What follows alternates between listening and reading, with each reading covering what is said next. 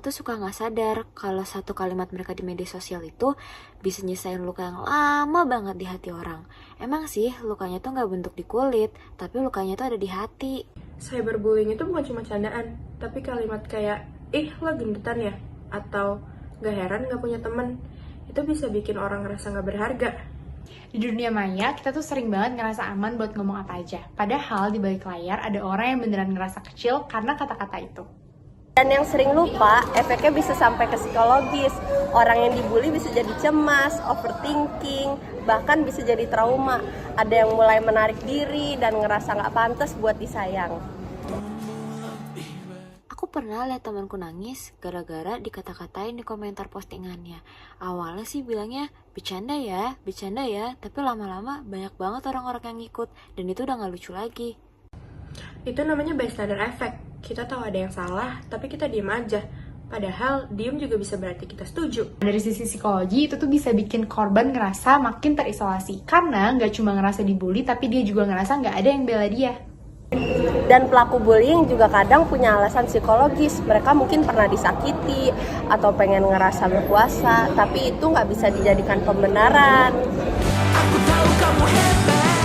Sebagai remaja, kita semua pasti pernah insecure kan? Pengen diterima dan pengen diakuin. Dan kadang beberapa orang merasa bahwa dengan mereka mengejek orang lain, itu akan membuat mereka terlihat lebih kuat. Padahal enggak, itu adalah salah satu cara untuk menutupi luka mereka yang belum diobati. Nah, dalam dunia psikologi, self-esteem atau rasa percaya diri itu penting banget buat kesehatan mental kita. Ditambah lagi, menurut Carl Rogers, manusia itu cuma bisa tumbuh dengan baik kalau dia ngerasa diterima dengan apa adanya. Makanya, ketika ada orang yang lagi ngejek atau ngehina, itu bisa ganggu self-concept kita. Bikin kita mulai ragu sama nilai diri sendiri. Padahal, penerimaan diri itu kunci buat kita bisa berkembang dan bahagia. Dan kalau kamu pernah jadi korban, kamu itu nggak salah ya. Kamu berhak buat didengerin, berhak buat sembuh, dan berhak buat bahagia lagi.